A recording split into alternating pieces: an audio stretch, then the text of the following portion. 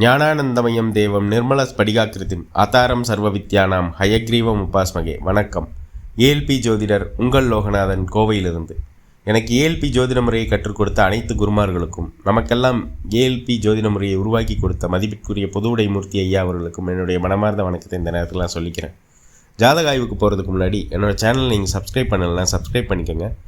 அதே போல் ஏஎல்பி முறையில் நான் ஆய்வு செய்து போடும் வீடியோக்கள் உங்களை உடனுக்குடன் வந்து சேரணும் அப்படின்னு நினச்சிங்கன்னா இங்கே இருக்க பெல் நோட்டிஃபிகேஷனை செலக்ட் பண்ணிக்கோங்க. இந்த வீடியோவில் நம்ம பார்க்கக்கூடிய நிகழ்வானது, ஒரு ஆண் ஜாதகர் இந்தியாவில் ஒரு பன்னாட்டு ஐடி நிறுவனத்தில் வேலை பார்த்துட்ருக்கார். அவருடைய 28 வயதில் அந்த கம்பெனி அவர் என்ன பண்ணுது அப்படின்னா, நீங்கள் எங்களுடைய வெளிநாட்டு பிரான்ச்சில் போய் வேலை பாருங்கள் அப்படின்றது அவரோட கம்பெனியோட வெளிநாட்டு பிரான்ச்சுக்கு ட்ரான்ஸ்ஃபர் பண்ணுது.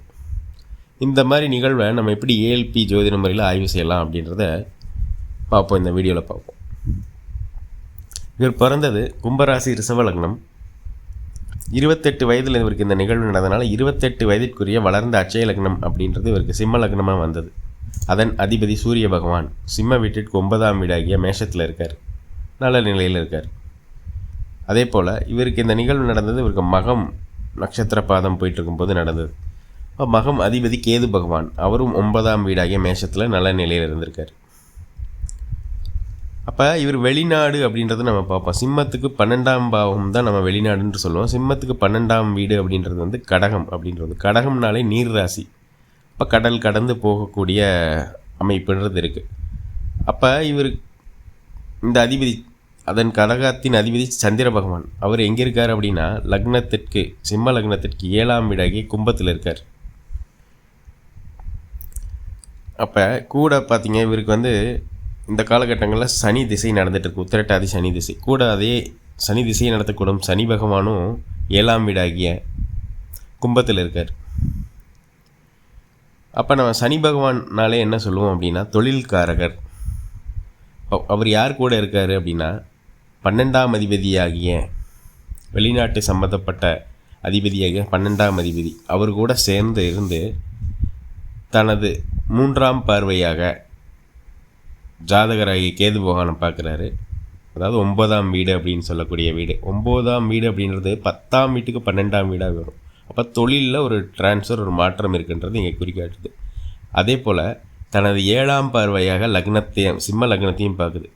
அப்போ இது அமைப்பு ஒரு இவரோட கொடுப்பினை. இவர் இந்த காலகட்டங்களில் இவர் வெளிநாட்டில் தான் இருந்தாகணும் அப்படின்றது அமைப்பு. அப்போ இவர் போனால் எந்த நாட்டுக்கு போவார் அப்படின்னா, கண்டிப்பாக அதிகமான குளிர் பிரதேசத்துக்கு தான் இவர் போவார் அப்படின்றத நம்ம சொல்லலாம்.